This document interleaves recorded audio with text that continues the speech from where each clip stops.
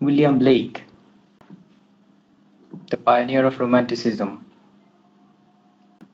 রোমান্টিকতা, romanticism এটা টার্মের সাথে আমরা মোটামুটি পরিচিত। মোটামুটি না, ভালোভাবেই পরিচিত, কারণ আমাদের হিস্টোরি অফ ইংলিশ লিটারেচারের এই অধ্যায়টা পড়া হয়েছে এবং আমরা অলরেডি কোলরিজ, ওয়ার্ডসওয়ার্থ, যারা মোটামুটি প্রমিনেন্ট ফিগার্স রোমান্টিসিজমের, তাদের লেখা পড়েছি। সো কি কি ক্যারেক্টারিস্টিক্স বা ফিচার্স থাকতে পারে সেটা আমার মনে হয় তোমরা সবাই জানো। আচ্ছা দেখো, William Blake, he was an English poet and painter. একই সাথে পোয়েট আবার একই সাথে পেইন্টার। পেইন্টার বলতে আমরা কি বুঝি বলতো? একজন পেইন্টার কি করে? মাছ খায়। ছবি আঁকে পেইন্টিং করবে, মাছ নিয়ে পেইন্টিং করবে, মাছ খাবে না। আচ্ছা, ছোট ছেলে আছে না, বাচ্চা একটা ছেলে বলে যে ওর ফ্রেন্ডের সম্পর্কে বলে, সম্ভবত কেউ একজন মাছ খেতে পছন্দ করে, কেউ একজন কি কি পছন্দ করে সেগুলো নিয়ে বলে, তো সুন্দর করে বলে মাছ খায়। আচ্ছা, তো উইলিয়াম ব্লেক হচ্ছে, এখানে আমরা দেখতে পাচ্ছি যে সে একই সাথে পোয়েট এবং পেইন্টার, অর্থাৎ সে চিত্রশিল্পী, আমরা যদি বাংলায় বলি চিত্রশিল্পী, ছবি আঁকে সে। আচ্ছা, আরো কিছু পরিচয় তার আছে। এনগ্রেভার বলে, খোদাই শিল্পী, বা যে হচ্ছে কোনো একটা কিছুতে খোদাই করে লেখে, যেমন পাথরে হতে পারে বা অন্য যে কোনো কিছুতে হতে পারে, আর্ট ওয়ার্কও হতে পারে, আর্ট ওয়ার্কেও অনেক সময় এনগ্রেভ করা বলে। আচ্ছা, সো তার যেই পরিচিতি বা তার যে টাইটেল সেটা হলো precursor of romantic movement. Romantic movement বা একটা আন্দোলন নামে আমরা যেই হচ্ছে ব্যাপারটা জানি, যেটা একটা ইন্টেলেকচুয়াল মুভমেন্ট। এটা এখানে কোনো মারামারি হয় নাই, কোনো দাঙ্গা রক্তপাত কিছুই হয় নাই, এটা একটা কবিতার জগতে বা সাহিত্যের জগতে একটা মুভমেন্ট। আগের যুগে বা ঠিক আমাদের এই কয়েকজন পোয়েট, আমরা জন্মের আগে যারা পোয়েট ছিল তারা যেভাবে লিখতো আমরা এভাবে লিখবো না, আমরা আমাদের লেখা চেঞ্জ করবো। এখন তারা কি একটা গ্রুপ হয়ে তারপর এটা করেছে? না, এটা এমনি এমনি হয়ে গিয়েছে, কারণ তখনকার সময়ের সব মানুষদের মধ্যেই চিন্তার একটা পরিবর্তন আসছিল, আমরা দেখেছি এই ব্যাপারগুলো। বিশেষ করে এক্ষেত্রে ফিলসফাররা দায়ী, মানে ফিলসফাররাই হচ্ছে মূলত এই চেঞ্জটা নিয়ে আসে মানুষের চিন্তার জগতে। এবং ফিলসফাররা আবার ঠিক তারাই যে অনেকে আবার সংঘবদ্ধ হয়ে করেছে বিষয়টা তাও না। সমাজ ব্যবস্থাই এরকম হয়ে গিয়েছিল, সাধারণ মানুষ তাদের অধিকার দাবি করেছিল। প্রথমে এটা হয় ফ্রান্সে, তোমরা জানো ফ্রেঞ্চ রেভলিউশন, সেখান থেকে এটা পুরো ইউরোপে ছড়িয়ে পড়ে, যে কারণে মানুষ, সাধারণ মানুষ, তারা তাদের অধিকারের প্রতি সচেতন হয়ে ওঠে। যেখান থেকে মানুষের চিন্তা ভাবনা, যেমন ধরো এখন বাংলাদেশে যে অবস্থাটা হচ্ছে, বাংলাদেশে আমাদের চিন্তা ভাবনার একটা পরিবর্তন আসছে। আমরা যে কথাগুলো এত বছর ধরে বলতে পারি নাই, এখন সবাই বলছি।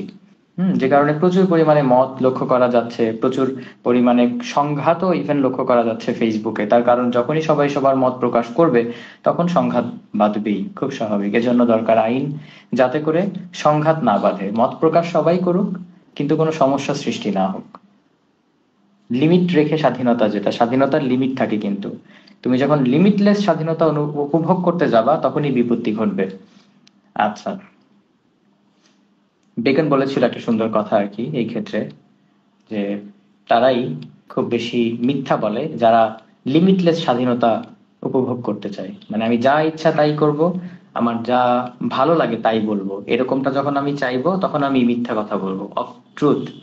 এরকম একটা এসে এর মধ্যে বেকন এরকম ভাবে লিখেছে আর কি। এবং আমরা দেখেছি আমাদের ফর্মার প্রাইম মিনিস্টার, আমি নামটা মেনশন করতে আগ্রহ বোধ করি না খুব একটা, তো ওনার এই উনি এই ধারণাটা খুব সুন্দরভাবেই পোষণ করতো, বা এটা ওনার মনে সবসময় থাকতো যে আমার যা ইচ্ছা তাই করব, কেউ আমাকে কিছু বলতে পারবে না, which is a limitless freedom. এবং সেই ফ্রিডমের কারণেই সেই ফ্রিডম চর্চা করার কারণেই সে মিথ্যা বলতো। আচ্ছা, সো যেখানে আমরা ছিলাম, he was considered to be one of the romantic poets. এখন রোমান্টিক পোয়েটস বলতে আমরা মোটা দাগে উইলিয়াম ওয়ার্ডসওয়ার্থ থেকে শুরু করে পরবর্তী 5 জন কবি এবং আরো মাইনর কিছু পোয়েটস আছে তাদেরকে বুঝে থাকি, কিন্তু উইলিয়াম ব্লেক এদের সবার আগে আসছে এবং সে লেখালেখি শুরু করে 1785 সালের দিকে। তাহলে তাকে কেন আমরা রোমান্টিক পোয়েট বলছি? কারণ আমরা জানি ফর্মালি রোমান্টিক পিরিয়ডের সূচনা হয়েছে 1798-এ, তাই তো?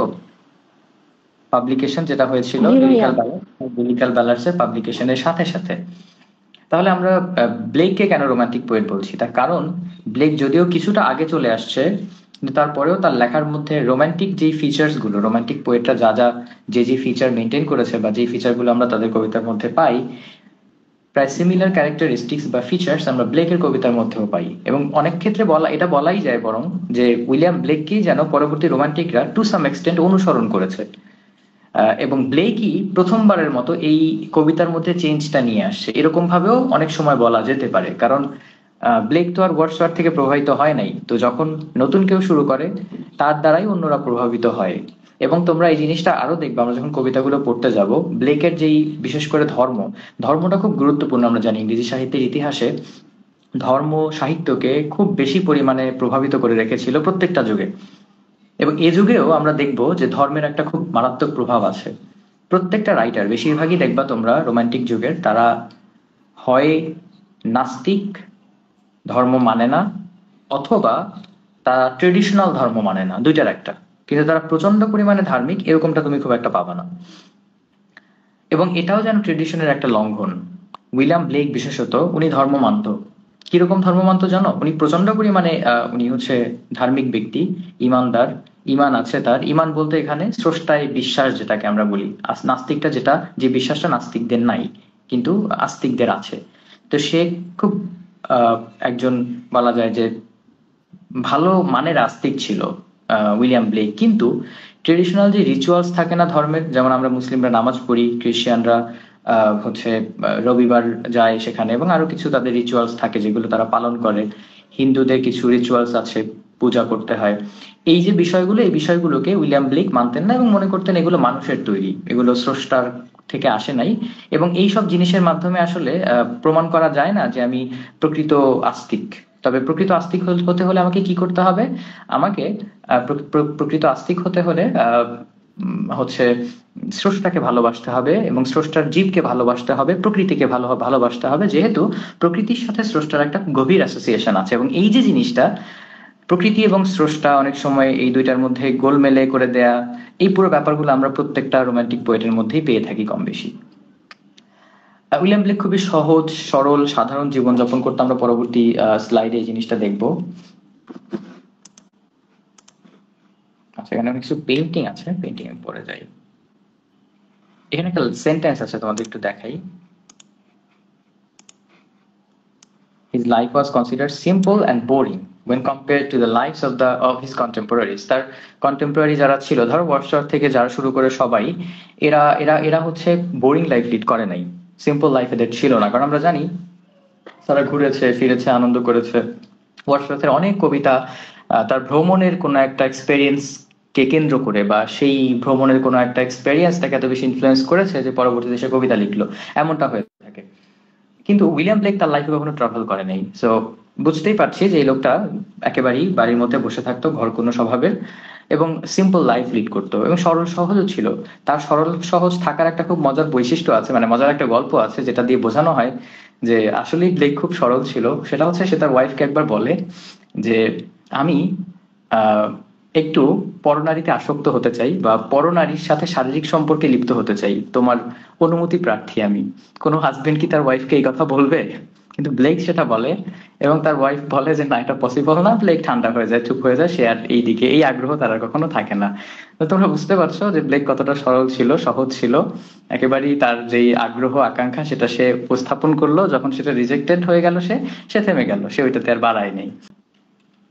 যাই হোক, তো ব্লেক হচ্ছে একজন প্রফেশনাল পেইন্টার ছিল। আমি যদি তার একেবারে শুরুর লাইফ থেকে শুরু করি, একেবারে যেটা হচ্ছে তার ছোটবেলা, ছোটবেলা থেকেই সে একটু ভাবুক টাইপের, ফিলোসফাররা যেরকম হয়ে থাকে, ব্লেকও সেরকম ছিল। বেশ কিছু ঘটনা এখানে আছে ব্লেককে ঘিরে, যে সে যখন ছোটবেলায় সে বেশ কিছু জিনিসপত্র দেখতো স্বপ্নে, অনেক সময় তার কাছে বাস্তব মনে হতো, দেখতো যে হ্যাঁ আসলেই সে শুয়ে আছে, জানালার পাশ দিয়ে গড উকি দিচ্ছে, এরকম কিছু ভিশন, যেটাকে আমরা দিবা স্বপ্ন বলতে পারি, এরকম কিছু জিনিসপত্র সে দেখতো কিছু অলৌকিক ঘটনা আর কি। এটা এটা ছোটবেলায় প্রায় হতো তার সাথে, এবং যে কারণে সে অন্য ছেলেদের থেকে একটু অস্বাভাবিক ছিল। তার বাবা মাও এটা নিয়ে খুব টেনসড ছিল। তারা স্কুলে পড়িয়েছে কিছুদিন ব্লেককে, কিন্তু পরবর্তীতে যখন এই ব্যাপারটা খেয়াল করে যে সে আসলে অন্য স্বাভাবিক বাচ্চাদের মতো না, সে যখন হেঁটে যাচ্ছে সে কিনা দেখলো যে গাছের উপরে গডেসেসরা বসে আছে, অথবা অ্যাঞ্জেলসরা বসে আছে। এই ব্যাপারগুলো সে যখন তার বাবা মার কাছে জানায় তখন তারা খুব কনসার্ন হয়ে পড়ে এবং তাকে আর ওই স্কুলে রাখে না এবং বাড়িতেই পড়াশোনা করায়। যদিও তার ব্যাপারে আরো একটা তথ্য জানা যায়, সেটা হচ্ছে when he was 10 years old, তার বাবা তাকে সবচেয়ে ভালো ড্রয়িং স্কুল যেটা ছিল ইংল্যান্ডের সেখানে ভর্তি করে দেয়। ড্রয়িং স্কুলটা ট্রেডিশনাল স্কুলের থেকে একটু ভিন্ন। ওইখানে যারা আর্ট পছন্দ করে, ছোটবেলা থেকেই ছবি আঁকতে পছন্দ করে, এদেরকে পাঠানো হতো। তো ব্লেক ওখানে তার জায়গা সুন্দর করে, এবং সে এটাতে খুব হ্যাপি। সে একটা কথা বলে যে আমি আমার মানে বাবা মা প্যারেন্টসদের কাছে ঋণী যে তারা আমাকে ট্রেডিশনাল স্কুল থেকে বের করে নিয়ে এসেছে, বিকজ ওই ট্রেডিশনাল স্কুলের ছাই পাশ আমাকে পড়তে হয়নি। এটা সে তার পরবর্তীতে বায়োগ্রাফিতে লেখে আর কি, অটোবায়োগ্রাফিতে। অর্থাৎ ট্রেডিশনাল যে কোনো কিছুকে সে অপছন্দ করত, সেটা হতে পারে শিক্ষা, হতে পারে ধর্ম, হতে পারে রাজনীতি, এবং প্রত্যেকটা জিনিস, কিংশিপ, এভরিথিং, সে এগুলোর বিরুদ্ধে দাঁড়াতো, বিরুদ্ধে কথা বলতো। অর্থাৎ তার সহজ কথায় প্রথা ভালো লাগতো না।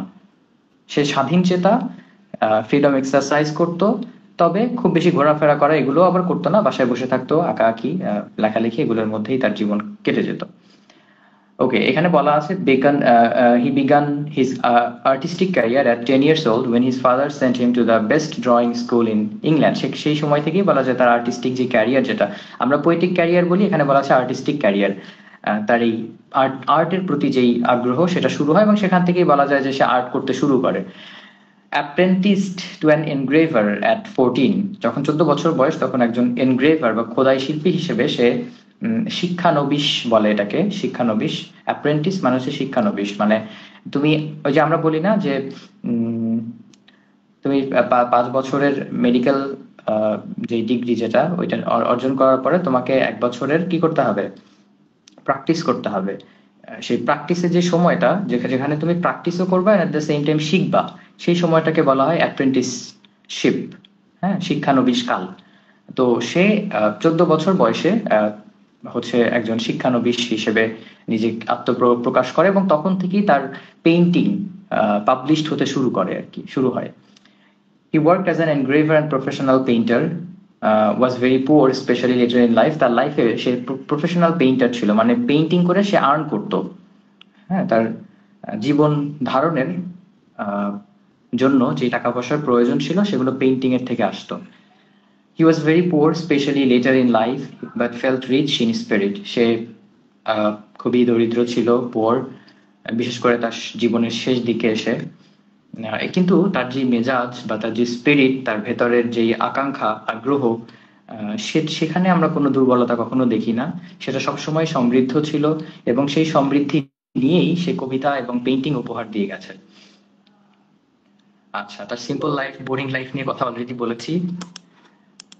Married Catherine Boucher in 1782, who assisted with painting, printing and hand coloring of his poems. So সে কিছু কবিতা লেখে, এবং আমরা জানি তার কবিতাগুলোর চারপাশে কিন্তু ছবি আঁকা থাকতো। তোমরা দেখেছো কিনা একটু দেখাই, এখানে সম্ভবত, হ্যাঁ এখানে অ্যাড করা আছে।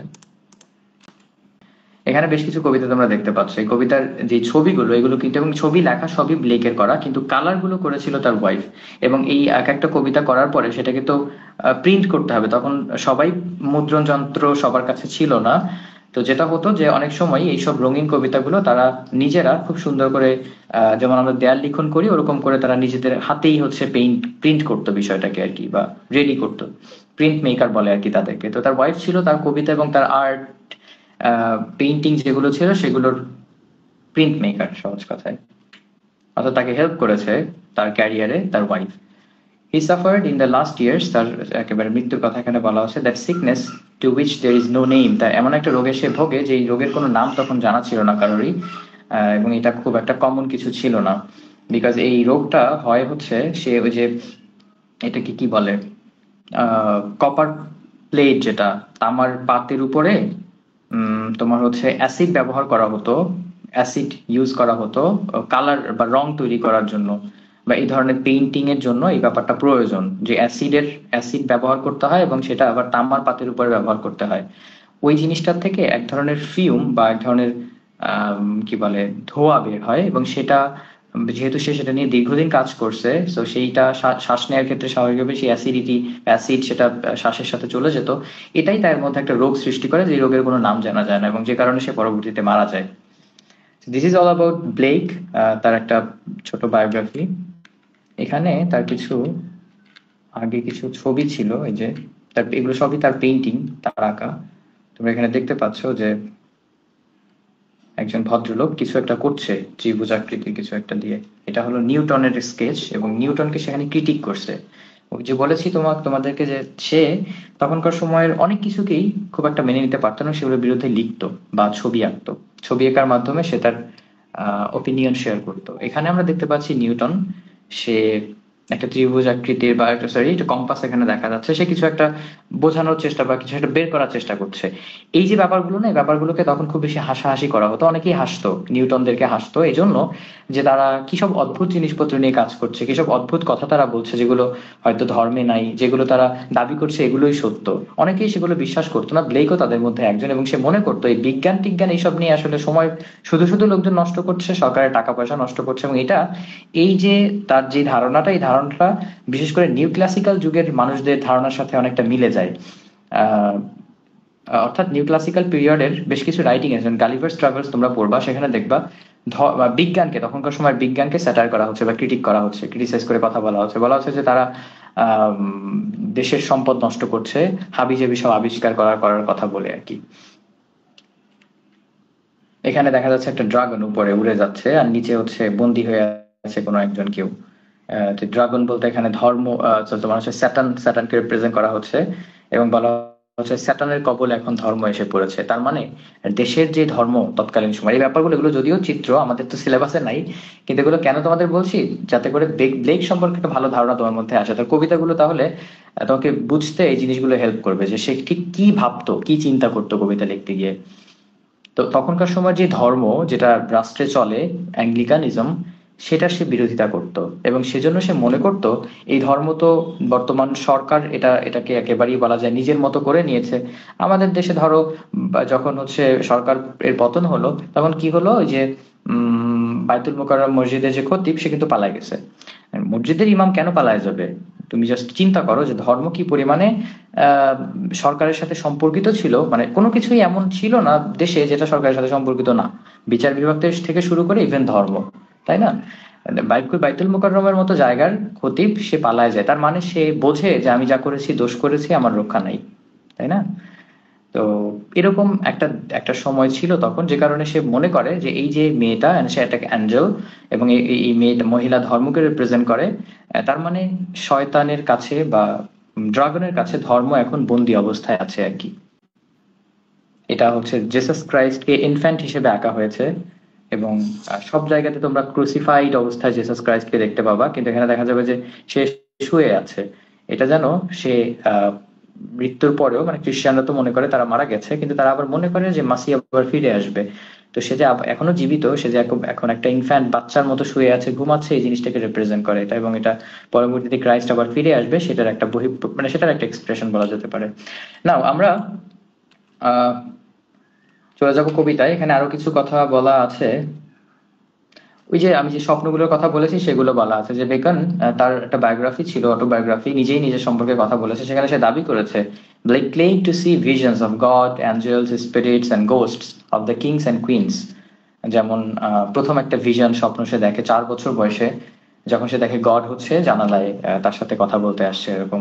দ্বিতীয় ভিশনটা এরকম যে 9 বছর বয়সে সে একবার হাঁটতে হাঁটতে একটা জায়গায় চলে যায় একাকী, তখন দেখতে পায় যে একটা গাছে অ্যাঞ্জেলরা একেবারে ফিল্ড হয়ে আছে, পরিপূর্ণ হয়ে আছে।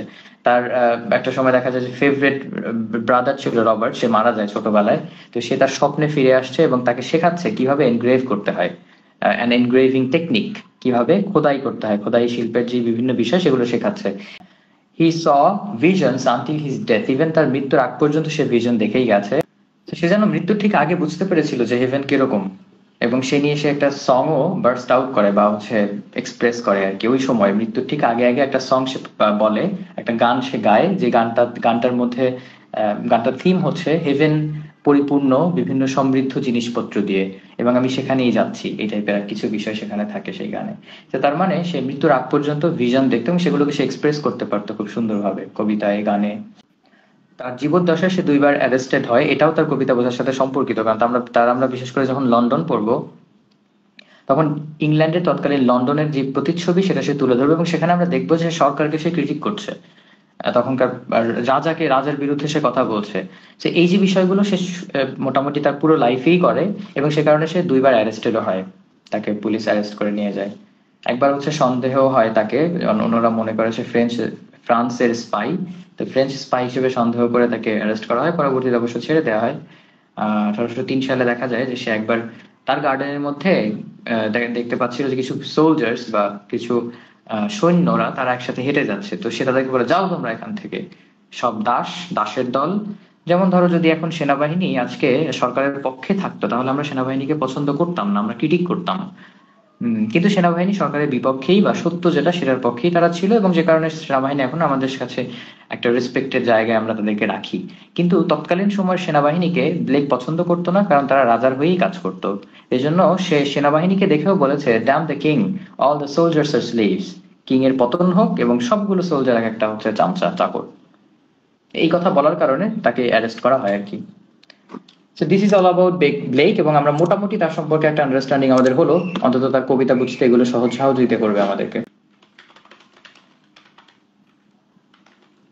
ইনোসেন্স অ্যান্ড অফ এক্সপেরিয়েন্স একটা বই, একটা publication, songs of innocence and of experience. তোমরা এই পাবলিকেশনের নামটা খুব ভালোভাবে মনে রাখবা, সংস of innocence and of experience. একটা জিনিস খেয়াল রাখবা সবসময়, যখন তোমরা এরকম কোনো একটা টাইটেল লিখবা, তখন প্রিপোজিশন টাইপের জিনিসপত্র এবং কনজাংশন, যেগুলো হচ্ছে আমরা ক্লোজড ক্লাস বলি, তোমরা জানো তো, প্রিপোজিশন, কনজাংশন, তারপরে হলো আরো যে দুইটা, প্রিপোজিশন, কনজাংশন আর কি, ইন্টারজেকশন, প্রোনাউন।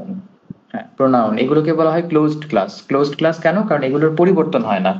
আর কিছু আছে ওপেন ক্লাস, যেগুলো পরিবর্তিত হয়, মানে ফর্মে পরিবর্তিত হয়, ফরমেশন আছে যেগুলো, যেমন নাউন, ভার্ব, অ্যাডজেক্টিভ, অ্যাডভার্ব, এগুলোকে আমরা পরিবর্তন, নাউন থেকে অ্যাডভার্ব করে ফেলতে পারি, তাই না? নাউন থেকে অ্যাডজেক্টিভ করে ফেলতে পারি, মাদারলি অ্যাডজেক্টিভ, এরকম ভার্ব থেকে অ্যাডভার্ব করে ফেলতে পারি। তো এই জন্য এগুলোকে বলা হয় ওপেন ক্লাস। তুমি ওপেন, এগুলো ওপেন আছে, তুমি চাইলে চেঞ্জ করতে পারবা। This are open class and some are closed class. তো সেই ক্লোজড ক্লাস যখন আসবে, তখন আমরা টাইটেল লিখতে গিয়ে কখনো সেগুলোকে আপার ক্লাস দিয়ে করব না, কিন্তু ওপেন ক্লাস হলে টাইটেলের মধ্যে সেগুলো সবসময় আপার কেসের হবে আর কি, লেটার হবে। যেমন সংস, এসটা আপার কেস, আই, ই, এগুলো কিন্তু আপার কেসে দেয়, বাকিগুলো লোয়ার কেস। আচ্ছা দেখো, তাহলে এখানে দুইটা জিনিস, একটা হলো সংস অফ ইনোসেন্স, আর একটা হচ্ছে সংস অফ এক্সপেরিয়েন্স। কিন্তু আমরা যখন একবারে বলবো, কমন নেই না, আমরা পরপর দুইটা ফ্রেজে একই রকম নাউন ব্যবহার করা হয়, তখন সেখান থেকে একটা কমন নেওয়া যায়। তো আমরা লিখেছি সংস of innocence and of experience. And experience না, কিন্তু অ্যান্ড এক্সপেরিয়েন্স লিখলে এটা গ্রামাটিক্যালি ঠিক হবে না, অ্যান্ড অফ এক্সপেরিয়েন্স অবশ্যই লিখতে হবে। ওকে, তাহলে দেখো, এখানে দুইটা অংশ আছে, একটা হলো ইনোসেন্স আর একটা হচ্ছে এক্সপেরিয়েন্স। সে যেটা করে, প্রথমে songs of innocence and experience separately illuminate করে, এবং পরবর্তীতে দুইটাকে কম্বাইন করে 1794-এ সে এটাকে একসাথে পাবলিশ করে, সংস of innocence son of experience নামে। এবং এটা আরো একটু, টাইটেলটা আরো একটু বড়, শর্টলি আমরা এতটুকু বলি, showing the two contrary states of human soul. যেখানে শিউ মানে হচ্ছে শো, যেটা দেখায় দুইটা contrary states of human soul, আমাদের আত্মার, আমাদের হৃদয়ের যে দুইটা স্টেট আছে, দুইটা অবস্থান আছে, সেই অবস্থান দুইটাকে ক্লিয়ার করে। নাও আমাদের স্টেটের, আমাদের মাইন্ডের বা সোলের দুইটা অবস্থান কি বা দুইটা স্টেট কি? একটা হচ্ছে আমরা, আমাদের মধ্যে ইনোসেন্স আছে। এটা যদি খুব সহজে বলি, আমি যদি বর্তমান সময় নিয়েই বলি, একজন পুলিশ, সে তার নিজের ছেলেকে স্নেহ করে, প্রচন্ড প্রচন্ড পরিমাণে স্নেহ করে, তাই না? তার সেখানে স্নেহের একটা বিষয় আছে নিজের ছেলে হিসেবে। কিন্তু সেই একই পুলিশ অন্য ছেলের প্রতি সেই সেম ধরনের স্নেহ বা সহানুভূতি প্রদর্শন করে না, মানে অন্তত করে নাই। প্রিভিয়াস স্টোরি আমাদেরকে সেটাই বলেছে। হয়তো এখন নতুন পুলিশ নতুন ভাবে ভাববে, তাদের চেঞ্জ আসবে থিঙ্কিং প্রসেসে, কিন্তু আমরা তো দেখেছি এই জিনিসটা, যে একই পুলিশ কিন্তু আহ, এক জায়গাতে একদিক থেকে দেখলে তার মনের মধ্যে সহানুভূতি আছে এবং তার মনেই তার সোলেই আবার ডার্কনেসও আছে, অর্থাৎ সে অন্য কারো ছেলেকে কিন্তু হত্যা করতে খুব একটা, এরকম অনেক পুলিশ আমরা দেখেছি তারা খুব একটা কিন্তু চিন্তা করে নাই, সবাই না, অবশ্যই সবাই না, অনেক আদর্শ পুলিশ এখনো আছে এবং অবশ্যই আছে, কিন্তু কিছু পুলিশকে আমরা দেখেছি যারা কিন্তু আহ, মানে মানুষ থেকে জানোয়ার হয়ে হয়ে যেতে খুব একটা সময় নেয়নি, তাই না? তো এটাই হলো দুইটা দিক আমাদের সোলের। হ্যাঁ, যে আমরা আমাদের মধ্যে যেমন ইনোসেন্স আছে, এই যে আমি খুব সুন্দর করে কথা বলছি, আবার হতে পারে আমি খুব বাজেভাবেও রুড বিহেভও কিন্তু আমি করতে পারি, তাই না? এখন আমি কখন রুড বিহেভ করব, কখন ভালোভাবে বলবো, সেটা একটা বিষয়, সেটা একটা প্রশ্নের বিষয়। বা আমাদের পৃথিবীতে এই যে ডার্কনেসের যে বিষয়গুলো, সেই ডার্কনেসের বিষয়গুলো বেশিরভাগ সময় কাম্য না, বেশিরভাগ না, ঠিক কোনো সময়ই কাম্য না। ডার্কনেস যেটা যেটা হচ্ছে অন্ধকারের জগৎ, সেই অন্ধকারের জগৎকে কেউই পছন্দ করে না, কিন্তু সেটা এক্সিস্ট করে। দ্য থিং ইজ, যেটা ব্লেক তার কবিতার মাধ্যমে প্রকাশ করতে চায়, সেটা হচ্ছে ডার্কনেস বা অন্ধকারের দুনিয়াটা এক্সিস্ট করে। তো আমাদের মানুষের মধ্যে দুইটা দিক আছে, একটা হলো কঠোরতার দিক আর একটা হচ্ছে ইনোসেন্স। ইনোসেন্সের সাথে সাধারণত বাচ্চারা খুব বেশি অ্যাসোসিয়েটেড। যখন একটা ছোট্ট শিশু জন্মগ্রহণ করে এবং ধীরে ধীরে বড় হয়, তখন আমরা দেখবো তার মধ্যে ধীরে ধীরে রিজিডিটি বাড়তে শুরু করে। শুরুর দিকেই কিন্তু সেটা থাকে না, সে সবাইকে আপন মনে করে, সবাইকে ভালোবাসে। তার মধ্যে সে যখন দেখে, আমরা দেখেছি একটা ভিডিও, তোমরা দেখেছো কিনা ফেসবুকে দেখা যেত, যে একটা বাচ্চা ছেলে যাচ্ছে, দুজনেই অসুস্থ এবং একজন মানে হার্টের পেশেন্ট সম্ভবত, বা এরকম, না কিডনি পেশেন্ট, সে তার একটা কিডনি নাই, দুইটা কিডনি নাই, যে কারণে সে মারা যাবে কিছুদিন পরে। তো বাচ্চা ছেলেটা বললো যে এই লোকটার কি হয়েছে? তো বাচ্চার বাবা বললো যে ওনার দুইটা কিডনি হারায় গেছে, মানে নষ্ট হয়ে গেছে, উনি বাঁচতে পারবে না। তখন বাচ্চাটা বললো, আচ্ছা আমার কয়টা কয়টা কিডনি আছে? বললো তোমার দুইটা আছে, তাহলে একটা ওনাকে দিয়ে দাও, তাই না? কিন্তু এই কথাটা একজন প্রাপ্তবয়স্ক মানুষ কি বলবে? এটা বলবে কিনা, সেখানে অনেক কথা থাকবে, যে সে আসলেই বলবে কিনা, সে কিন্তু ইতস্তত বোধ করবে, হয়তো বলবে যদি খুব ভালো মানবিকতার পরিচয় সে দেয়, বলেও ফেলতে পারে, বলে অনেকে, অনেকে দেয়, কিন্তু সেই মানুষগুলো খুবই রেয়ার। তো এই জন্য ওই যে দিকটা, ওই দিকটাই হলো মূলত এক্সপেরিয়েন্স। এক্সপেরিয়েন্স যখন আমরা যখন এক্সপেরিয়েন্সড হয়ে উঠি, তখন আমাদের মধ্যে পশুত্ব চলে আসে। আমরা অনেক ক্ষেত্রেই তখন খুব একটা মানবিকতার পরিচয় দেই না অনেক জায়গাতেই। এবং সেই ব্যাপারগুলোকেই মূলত ব্লেক তার সংস অফ এক্সপেরিয়েন্সে যতগুলো সং আছে, কবিতা আছে, সেগুলোতে এক্সপ্রেস করার চেষ্টা করেছে।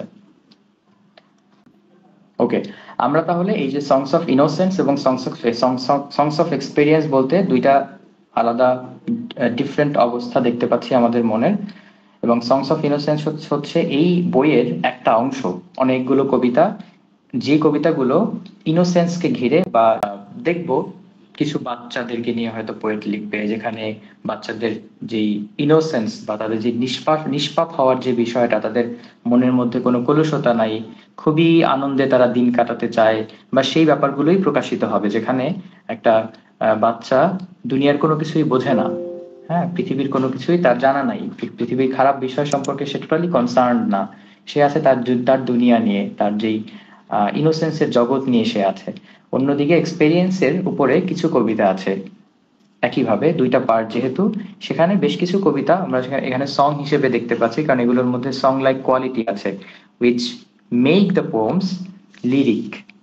এই সং লাইক কোয়ালিটিকে আমরা বলি লিরিক্যাল ক্যারেক্টারিস্টিক, যেটা কবিতাকে লিরিক বানায়। অর্থাৎ এটার মধ্যে রাইম স্কিমের মেনটেনেন্স আছে, এটার মধ্যে বেশিরভাগ কবিতাতেই আমরা দেখবো রাইম মেনটেন করেছে পোয়েট লেখার ক্ষেত্রে, ছন্দ যেটাকে বলি, মিটারের মেনটেনেন্স আছে, যে জিনিসগুলো কবিতাগুলোকে লিরিক বানিয়েছে, লিরিক কবিতা। আচ্ছা, এবং লিরিক কবিতার মধ্যে সং লাইক কোয়ালিটি থাকে, চাইলে গানের মতো করে গাওয়া যায়, এজন্য ব্লেকের কবিতাগুলোকে নিয়ে অনেকে গান বানিয়েছে, সুর দিয়েছে, এবং সেগুলো তোমরা চাইলে শুনে নিতে পারো ইউটিউব থেকে। আমরা আজকে যেটা করব, ইন্ট্রোডাকশন, যেটা সংস অফ ইনোসেন্স এর ইন্ট্রোডাকশনটা আমরা দেখবো, এবং খুবই সহজ স্বাভাবিক একটা কবিতা, যার মধ্যে কোনো দুর্বোধ্যতা নাই, একেবারেই সিম্পল, পড়েই বোঝা যায় এরকম।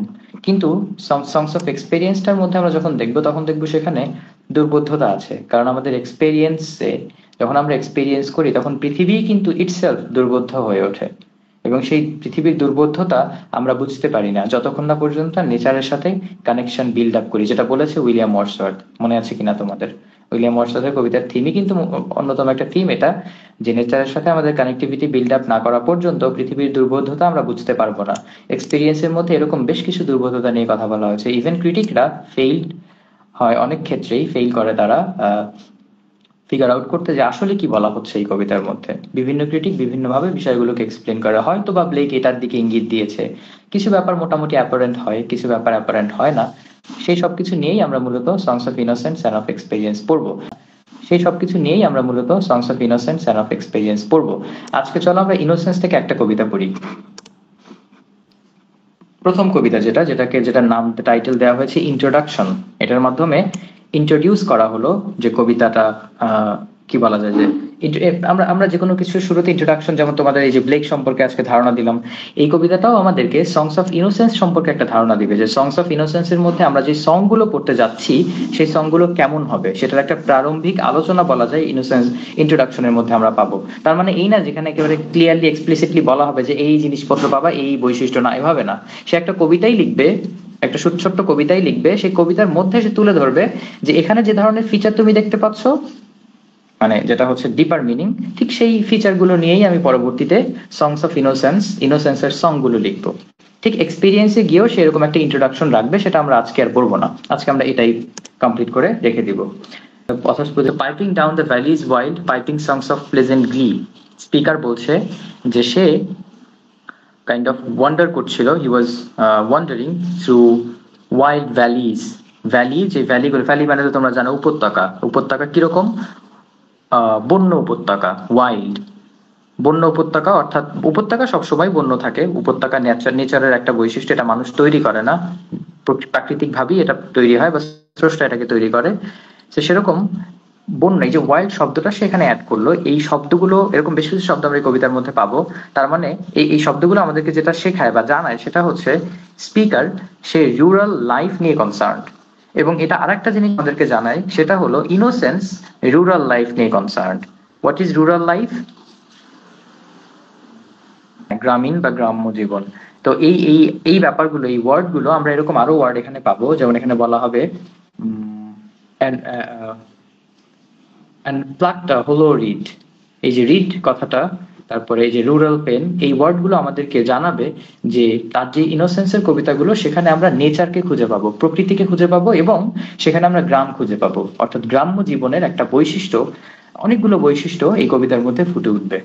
তো পোয়েট শুরুই করছে এরকম একটা ওয়ার্ড চুজ করার মধ্য দিয়ে, যে piping down the valleys wild. বন্য বা প্রাকৃতিক ভ্যালিজ এর মধ্য দিয়ে আমি হাঁটছিলাম, I was wandering through the wild valleys. এবং আমি আরো কি করছিলাম? I was piping songs of pleasant glee, অথবা সংস অফ জয়, জয়াস সংস। হ্যাঁ, প্লেজেন্ট গ্লি, এখানে শব্দ দুইটা দেখো একটু। প্লেজেন্ট অর্থ এবং গ্লি এর অর্থ কিন্তু সেম, দুইটাই হচ্ছে আনন্দিত থাকাকে বোঝায়। কিন্তু ডিফারেন্স হচ্ছে একটা নাউন আর একটা অ্যাডজেক্টিভ। হচ্ছে এখানে নাউন আর প্লেজেন্টটা হচ্ছে অ্যাডজেক্টিভ, কিন্তু দুইটার অর্থ একই। প্লেজেন্ট মানে আনন্দদায়ক, গ্লি মানেও হচ্ছে ডিলাইট আর আনন্দ, গ্রেট ডিলাইট আমরা যাই বলি, মানে প্রচন্ড পরিমাণ আনন্দ যেটা, সেটাকে বলা হয় গ্লি। তো গ্লিটা নাউন, এটার অর্থ আসে আনন্দ, হ্যাপিনেস। প্লেজেন্ট এটা অ্যাডজেক্টিভ, এটার অর্থ আসে এরকম, যদি বাংলায় করি তাহলে অর্থ আসে আনন্দদায়ক, something which is pleasant, which is আনন্দদায়ক, যেটা আনন্দদায়ক। তো আনন্দদায়ক, আনন্দ অর্থটা এরকম আসে। আমি একটা কিছু ভ্যালিজ এর মধ্য দিয়ে হেঁটে যাচ্ছিলাম, ওয়ান্ডার করছিলাম, ঘুরে বেড়াচ্ছিলাম, এবং আমি গান গাচ্ছিলাম বা পাইপিং করছিলাম। পাইপিং বলতে সুর বাজানো, বাঁশি বাজানো আমরা সহজে বলতে পারি। বাঁশি বাজাচ্ছিলাম আনন্দ চিত্তে বা প্রচন্ড আনন্দ নিয়ে বা আনন্দদায়ক আনন্দ নিয়ে। বোঝা গেছে? একই শব্দ এখানে দুইবার, একই অর্থের জিনিস, প্রয়োজন ছিল না, তারপরে ব্যবহার করার মানে হলো যে বোঝা যাচ্ছে স্পিকার খুব বেশি আনন্দিত, আনন্দ চিত্তে সে ঘুরে বেড়াচ্ছে এবং বাঁশি বাজাচ্ছে। এবং সেই স্পিকার এখানে হতে পারে কোনো একজন রাখাল বালক, যে কিনা বন্য বা প্রাকৃতিক যেই উপত্যকাগুলো, ভ্যালিজ, সেগুলোর মধ্য দিয়ে সে চলে যাচ্ছে, বাঁশি বাজাচ্ছে। আচ্ছা, বাঁশি বাজানোর কাজটা সাধারণত কোনো কি বলা যায়, কোন রাখালি করে থাকে আর কি। আচ্ছা, on a cloud I saw a child and he laughing said to me. হাঁটতে হাঁটতে কোনো একটা পর্যায়ে গিয়ে একটা মেঘ উড়ে যাচ্ছে, মেঘের উপরে আমি দেখতে পেলাম একটা ছেলে, একটা ছোট বাচ্চা।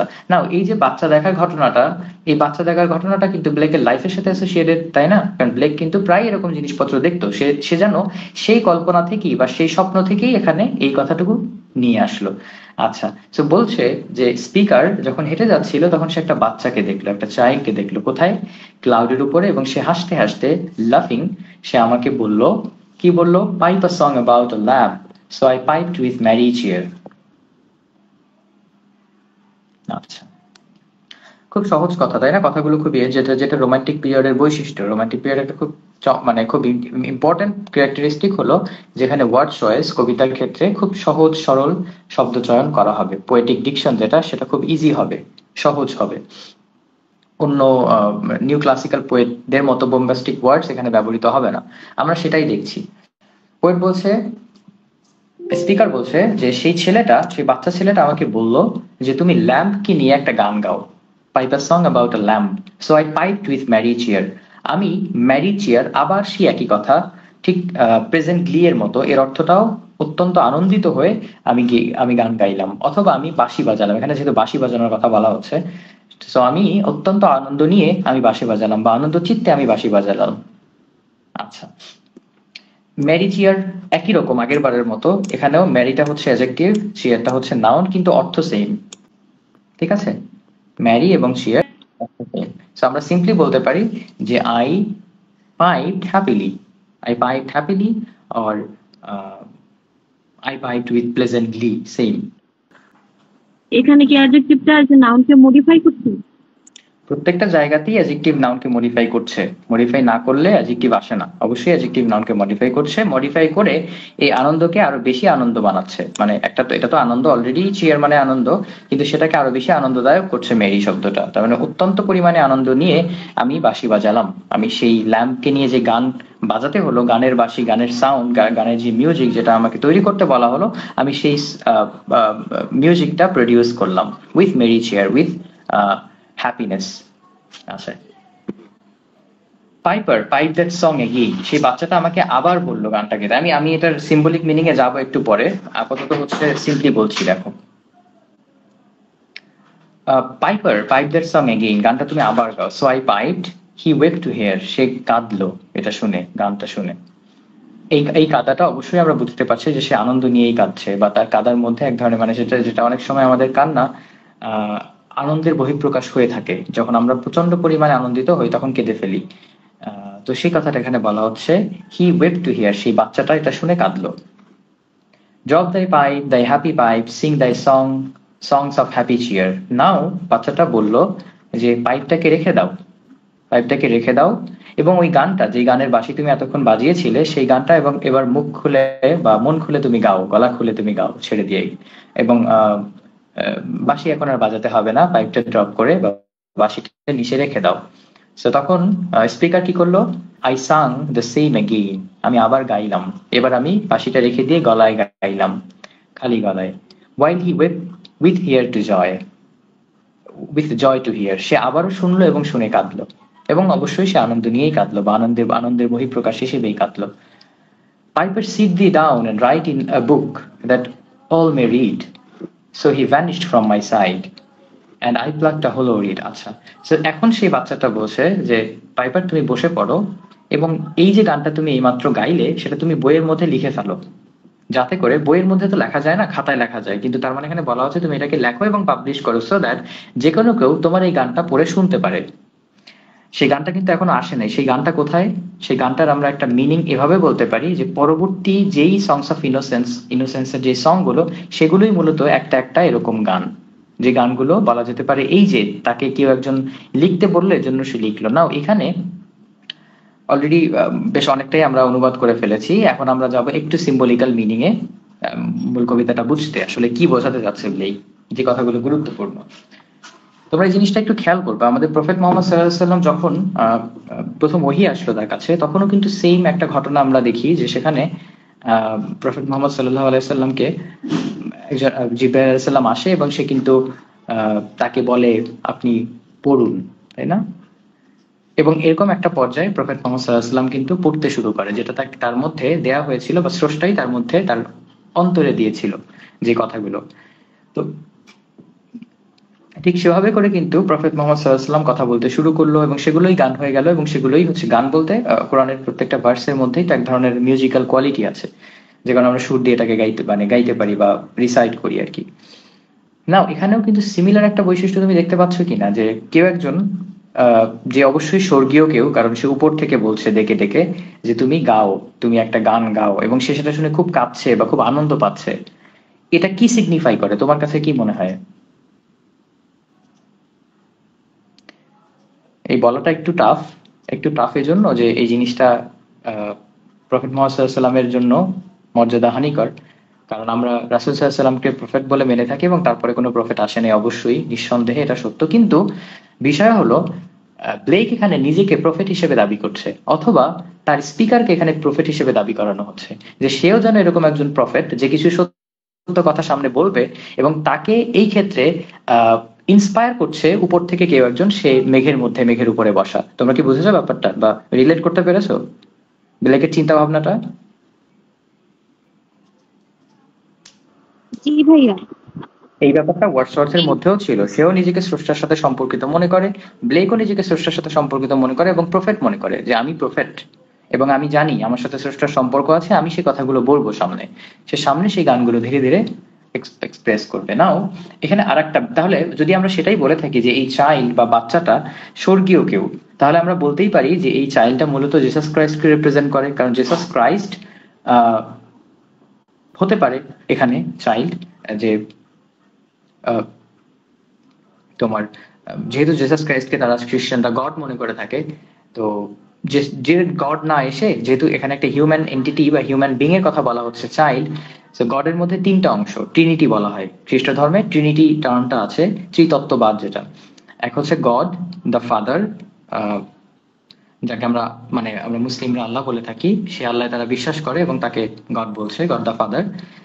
যাকে আমরা আল্লাহর নবী মনে করে থাকি, জেসাস ক্রাইস্ট, যিশু খ্রিস্ট, বা আমরা আরবিতে বলি ঈসা নবী, সেই ঈসা নবী যাকে আমরা নবী মনে করে থাকি, তাকে ওরা মনে করে থাকে খ্রিস্টানরা সান অফ গড, গডের ছেলে। তো god the sun, god the father, god the sun. আরো একজন গডের আরো একজন ইয়ে আছে, বিং আছে, সেটা হলো হোলি গোস্ট। হোলি গোস্ট, এই হোলি গোস্ট অনেকটা বলা যায় যে, আমি বলি স্বরাষ্ট্রমন্ত্রীর মতো। স্বরাষ্ট্রমন্ত্রী কি করে, দেশের মধ্যে কি সমস্যা আছে সেগুলো দেখে। তো এই হোলি গোস্টের কাজ হলো পৃথিবীর মধ্যে কি সমস্যা আছে সেটা দেখা, কখন বৃষ্টি হবে, বৃষ্টি থেমে যাবে, এই ব্যাপারগুলো হোলি গোস্ট দেখে, পৃথিবী পরিচালনা করে সহজ কথায়। এবং হোলি গোস্ট বিভিন্ন ক্ষেত্রে হেল্প করে থাকে মানুষকে বিভিন্ন ভালো কাজে, এই ধরনের বিভিন্ন বিশ্বাস ওদের আছে আর কি। আর গড দা ফাদার তৈরি করে, গড দা সান সবাইকে ক্ষমা করে, এরকম তো আমরা দেখেছি জিসাস ক্রাইস্টের কাজই হচ্ছে ক্ষমা করা, যারা তার প্রতি বিশ্বাস আনবে তাকে সে ক্ষমা করবে, এরকম একটা বিশ্বাস ওরা লালন করে। নাও যেহেতু এখানে হিউম্যান বিং এর কথা বলা হচ্ছে ল্যাম্ব, আমরা বলতে পারি এই ল্যাম্ব মানে হচ্ছে জিসাস ক্রাইস্ট। ওকে, অথবা এই ল্যাম্বকে আমরা বলতে পারি পোয়েটের বা স্পিকারের পোয়েটিক ইন্সপিরেশন। পোয়েটিক ইন্সপিরেশন বলতে কি বোঝায় বলতো? আমি কোনো একটা কিছু দেখলাম, দেখে আমি কবিতা লিখতে আগ্রহী হলাম। তো এই চাইল্ডটা যেন সেরকম কোন একটা ইন্সপিরেশন বা যেই জায়গা থেকে ইন্সপায়ার্ড হয়ে পোয়েট কবিতা লিখতে শুরু করলো। তো এই চাইল্ডটা মূলত একটা নাথিং, এটা কিছুই না, একটা ইমাজিনেশন, এবং এই জিনিসটা ইমাজিন করে সে কবিতা লিখতে আগ্রহী হলো, কারণ এই ল্যাম্বই তাকে বললো লিখতে। অথবা যদি আমরা একেবারেই সিম্পলিফাই করি, তাহলে এটা আসলে একটা সাধারণ বাচ্চা, হয়তো সে স্বপ্নে দেখছে অথবা ইমাজিনেশনে দেখছে যে সাধারণ একটা বাচ্চা তাকে বলছে লিখতে, এবং সে নিজেও যেহেতু খুব সরল মনা, এখানে সবাই সরল মনা এই ইনোসেন্সের মধ্যে, ইনোসেন্সের জগতে, তো সে সেই ছোট বাচ্চার কথা শুনে ছোট বাচ্চাকে আনন্দ দেওয়ার জন্য সে হয়তো গান গাচ্ছে, যে কোনো একটা কিছু আমরা ধরে নিতে পারি। আচ্ছা, বাচ্চাটা বললো যে ল্যাম্প সম্পর্কে একটা গান গাও। ল্যাম্পটা কে তাহলে? ল্যাম্প হচ্ছে, কোয়েশ্চেন যদি আসে তোমাদের, এরকম ব্রিফ কোয়েশ্চেন আসতে পারে, what does the word lamp signify? তোমাকে বলতে হবে ইট সিগনিফাইজ ইনোসেন্স। এটা ইনোসেন্সকে সিগনিফাই করে বা সিম্বল, এটার সিম্বল, এটা ইনোসেন্সের সিম্বল। অর্থাৎ ল্যাম্প যে প্রাণীটা, এই প্রাণীটা দেখবা খুবই নরম, ভেড়া যেটাকে আমরা বলি, খুবই নম্র টাইপের একটা প্রাণী, এবং সে খুব কোনো তার মধ্যে কোনো যে কোনো অন্য প্রাণীর মধ্যে যে হিংস্রতা দেখা যায় বা কিছুটা হলো, যে যেমন ছাগল, যেটা বাংলাদেশি ছাগল, এগুলোও কিন্তু মোটামুটি মাঝে মধ্যে ঝামেলা করে, কিন্তু ল্যাম্প কিছুই করে না, ও একেবারেই শান্ত একটা প্রাণী, ইনোসেন্সের প্রতীক, এত বেশি ইনোসেন্সে ভরা, যেটাকে বলা হয় ইনোসেন্সের প্রতীক। এখন জিসাস ক্রাইস্টকে কিন্তু আবার অনেক সময় ল্যাম্প বলা হয়, তোমরা জানো কি? জিসাস ক্রাইস্টের তাহলে এই ল্যাম্প বলতেও এখানে মূলত দিন শেষে জিসাস ক্রাইস্টকেই বোঝানো হচ্ছে। ওই যে বলা হলো যে একটা গান গাও ল্যাম্প কে নিয়ে, তার মানে ক্রাইস্টকে নিয়ে একটা গান গাও, তার মানে গড কে নিয়ে একটা গান গাও। তো যখন গান গাওয়া হলো, তখন আহ যে সেই চাইল্ড বা বাচ্চাটা, সে যদি বাচ্চা হয় অথবা জিসাস ক্রাইস্ট হয়, যেই হোক না কেন, সে তখন গডের কথা শুনলে সে কাঁদলো। আচ্ছা, রাইট। এবং এখন এই মুহূর্তে সে আমার দৃশ্য থেকে ভ্যানিশড হয়ে গেল, চলে গেল, আমি এখন আর তাকে দেখতে পাচ্ছি না। তো আমি কি করব? আমি তো, সে তো আমাকে আদেশ দিয়ে গেছে, আমার কিছু রেসপন্সিবিলিটি আছে। What is that? I plugged a hollow reed। আমি একটা রিড মানে হচ্ছে বাঁশের কুঞ্চি টাইপ কিছু, এবং সেটা হলো হলো বলা হচ্ছে এখানে, একটু ফাঁপা টাইপের, ভেতরে হয়তো কিছু একটা তুমি রাখতে পারবা এরকম। আমাদের বাবা মা বা দাদারা তারা হচ্ছে এই ধরনের পেন ব্যবহার করতো। হ্যাঁ, মানে বাঁশের কঞ্চির মধ্যে কালার মানে ইয়া দিয়ে, তোমার কালি দিয়ে, তারপরে তারা লিখতো, তাল পাতায় লিখতো, এরকম বিভিন্ন কিছুতে। তারা তো সবসময় কাগজ ব্যবহার, বেশিরভাগই কাগজ ব্যবহার করার সুযোগ পেত না, তারা সেভাবে লিখতো, অনেক কষ্ট করেও তারা সেই সময় লিখতো। অথচ তোমরা হোমওয়ার্ক লিখতে তোমাদের খুব কষ্ট হয়, এক পাতা লিখবা কলম দিয়ে, কত সুন্দর। তখন সময় কলম ছিল কত গুরুত্বপূর্ণ একটা বিষয়। একজন যদি কলম কিনতো তাহলে সবাই সেটা দেখতে আসতো যে কলম কিরকম, একটু লিখে দেখতো। আবার সবাই লিখতেও পারতো না, কারণ কলমের কালির তো দাম আছে, ফাউন্টেন পেন ছিল তখন। যাই হোক, নাও আই প্লাকড হলো রিড। আমি একটা ফাঁপা টাইপের একটা রিড, একটা হচ্ছে কি বলে বাঁশের কুঞ্চি আমি ইউজ করলাম, বা সেটাকে আমি তুলে নিলাম, প্লাক করলাম, এবং সেটা দিয়ে আমি হয়তো, সে অবশ্যই লিখবে সেখানে, সেই আহ, কালি ব্যবহার করবে না। এখানে কথাটা দেখো, প্লাকটা হলো রিড, একটা ফাঁপা রিড বা একটা বাঁশের কুঞ্চি নিলাম, সেটাকে তুলে নিলাম, এবং পরবর্তীতে and I made a rural pen, সেই জিনিসটাকে দিয়ে আমি একটা কলম বানায় ফেললাম। কলমটা কিরকম? গ্রাম্য কলম, গ্রাম্য পেন। আর এখানে ওই যে প্রথমে তোমাদেরকে বলেছিলাম যে এই কবিতার মধ্যে একটা গ্রাম্য লাইফের একটা টাচ বা ছোঁয়া আছে, যেটা বোঝানোর চেষ্টা করছে আমাদেরকে যে সংস অফ ইনোসেন্স এর কবিতাগুলো গ্রাম নিয়ে লেখা। সেখানে আমরা গ্রাম্য লাইফের গ্লোরিফিকেশন দেখতে পাবো, যেখানে সংস অফ এক্সপেরিয়েন্স আমাদেরকে শহুরে জীবন শেখাবে। শহুরে জীবনের মধ্যে যেই প্রবলেম এবং মানুষের মধ্যে হিংসা, দুর্বোধ্যতা, এই সব কিছু প্রকাশিত হবে সংস অফ এক্সপেরিয়েন্স এর মধ্যে। সংস অফ ইনোসেন্স এর কোনো সং, কোনো গান আমাদেরকে শহর নিয়ে খুব একটা বলবে না। আচ্ছা, and I made a rural pen, and I stained the water clear, and I wrote my happy songs every child may joy to hear. So আমি একটা রুরাল পেন বানালাম, গ্রাম্য কলম, এবং আমি সেখানে কালি ভরলাম, কালি ব্যবহার করলাম। সেটা বলা হচ্ছে এভাবে, I stained the water clear. Clear কিছু পানি আমি নিলাম, নিয়ে স্টেইন করা হচ্ছে কালার মেশানো, আমি সেখানে কালার মেশালাম সেই পানি সিটি। হ্যাঁ, অথবা স্টেইন বলতে পারো সিম্পলি, তার মানে হচ্ছে কোনো কিছু মেশানো, কোনো কিছু মিক্স করা, অন্য কিছুর সাথে মিক্স করে চেঞ্জ করে ফেলা। যেমন সাদা পানি, ক্লিয়ার ওয়াটার, একেবারে সুন্দর পানি, সেই পানির সাথে যখন তুমি কালার মিক্স করবা তখন সেটা কিরকম হবে? তখন সেটা একটা, যে কোনো একটা কালার ধারণ করবে, তাই না? যখন সিম্পল পানির সাথে আমরা, সে ইঙ্ক প্রডিউস করছে বা ইঙ্ক ইনফিউজ করছে বা কালি ঢোকাচ্ছে, এবং সেটার মাধ্যমে সে পরবর্তীতে বললো আই রোট মাই হ্যাপি সংস। আমি আমার হ্যাপি সংস, কিন্তু এখানে প্লুরাল, তার মানে কি পরবর্তীতে সে যতগুলো সং লিখবে সেই সং গুলোর কথা এখানে বলা হচ্ছে হ্যাপি সংস। এবং এগুলোই মূলত কিন্তু সবই ইন্ট্রোডাকশনের সং, এক্সপেরিয়েন্সের না। এক্সপেরিয়েন্সের কথাগুলো হয়তো আমরা পরে পাবো, কিন্তু এখানে বলা হচ্ছে happy songs, every child may joy to hear. হয়তো এবং প্রত্যেকটা চাইল্ড, হয়তো না, প্রত্যেকটা চাইল্ড সেটা শুনে, সেই গান শুনে আনন্দ পাবে। আমরা যখন নার্সের সং কোনো একটা বাচ্চাকে শোনাবো, বাচ্চাটা শুনে আনন্দ পাবে, এটাই পোয়েটের দাবি, এবং তার দাবি অবশ্যই valid. So this is all about today.